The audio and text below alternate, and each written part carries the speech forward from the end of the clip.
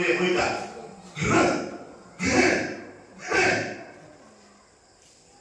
এটা তফসিল থেকে কইয়া আমার কোনো মানে কথা না ও বাজাতা কয়লা গোলাটা এটা আর 2 নম্বরে আব্দুল্লাহ জেলের সঙ্গে কইতা জেলের কইতা আমার সঙ্গে 2 নম্বরে খালি কথা কথা হুক হুক হুক এরপরে জেলের কইন আমার স্বামী আপন স্বামী বাজার থেকে এলে বাদে কোনা স্বামী আপন করে দেইছ না এদুকবা দরওয়াজা পর্যন্ত তার সফর শেষ কোন বারে গোলাটা খাইতা বড় করে শেষ পালাইতা এরপরে আমি শব্দ শুনি আমি আস্তে আস্তে দরওয়াজা খুলিয়ে দিতাম তার মানে আমার স্বামী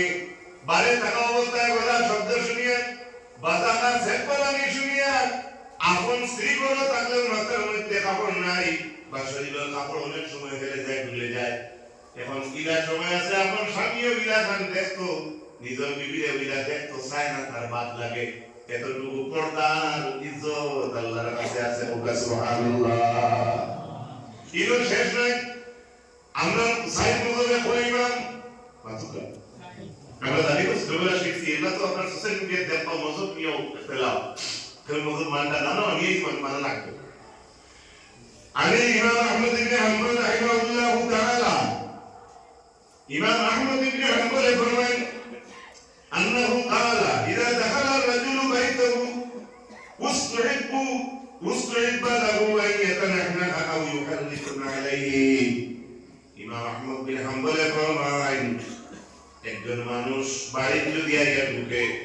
নিজের বাড়িতে নিজের কোনো পুরুষ থাকলে যখন এই বাড়ি ঢুকবা তাহলে এই মানুষের লাগে মুস্তাহাব হয়ে থাকলো কোনো হামাইবা রাখে ইয়াতা রাহনা গোলা ডাকাইতা আও ইউহাররিকুন আলাইহি কিবা তো ফারমানে খরম জানা সে সেন্ডেল জানা সে হান্ডি ডাকাইতা বুঝা গেল আপনার উঠানে দি কোনো মানুষ সেন্ডেল দি চট্টা চট্টা চট্টা চট্টা করে যায় তে তার ইজাজতে বই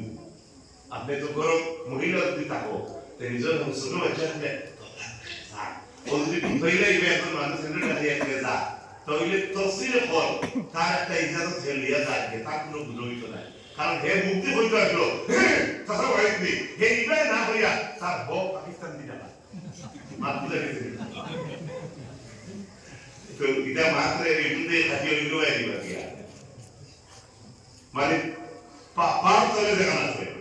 অর্থাৎ কিটা সেন্ডেল দি চট্টা চট্টা করিয়া দা ইমাম আহমদ বিন হাম্বল কইরা মুস্তাহাব হইল একজন মানুষ অন্য বাড়িতে গিয়ে গোলা দেখাইতো আর যদি বাড়ে তাহলে অন্তত পক্ষে তার গরম বা সেন্ডেলও দেখাইতো ওটা দিবারে মানুষের বুঝাইতে দেবে একজন মানুষ হয়ে আল্লাহ হাবিব আলাইহিস সালাতু ওয়াস সালাম মারুন তাকাল وفي الحديث الآخر أن رسول الله صلى الله عليه وسلم قدم المدينة نهارا فأناه بظاهرها وقال انتظروا حتى تدخل عشاء يعني آخر النهار حتى تنتشد السعسة وتستحد المغيبة দ্বিতীয় হাদিস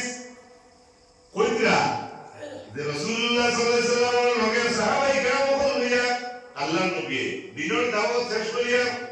দিনের বেলায় দুই থেকে যখন মদিনা ঢুকি যাইতা সাহাবীও দিনের সময় মসজিদে হরম ঢুকিতা মদিনা হরম পানা বাবা সবন বইলিতা অপেক্ষা করতা এখন আর বাড়িতে যারা দিন বইলিতা পরে যাইতা পারি এই সাহাবী হলে দিন হরম হইয়া অপেক্ষা করে করতা ইমাম ইবনে কাসির দিছেন রাত তাতকুলা এশা রক্ত ততক্ষণ পর্যন্ত হয় তারা অতক্ষণ পর্যন্ত অপেক্ষা করতা সাহাবীও বল কথা তো সাহাবীও কথা পাওয়া যে সমস্ত সাহাবায়ে কেরামের ভিডিও হল আছে বাড়ি এইটা জানোই যে তাদের স্বামীও হল যারা রাসূলুল্লাহর লগে দিনের দাওয়াত দিয়েছে কালকে ফোন দিয়েছে না ওয়াইসিন না এইভাবে জান্না স্ত্রীও মদিনার হরমে এসে পর্যন্ত অপেক্ষা করতা হিনার অর্থাৎ দিনের শেষ পাক পর্যন্ত অপেক্ষা কেনে ভালো করে খেয়াল করবো আমার যুবক ভাইরা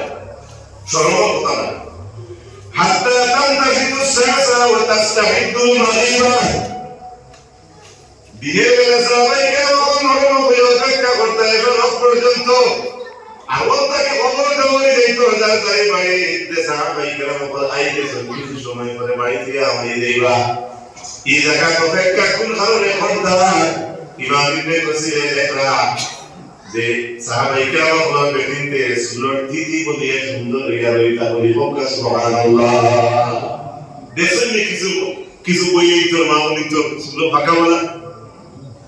আপনারা এটা নাই বলো আছে আচ্ছা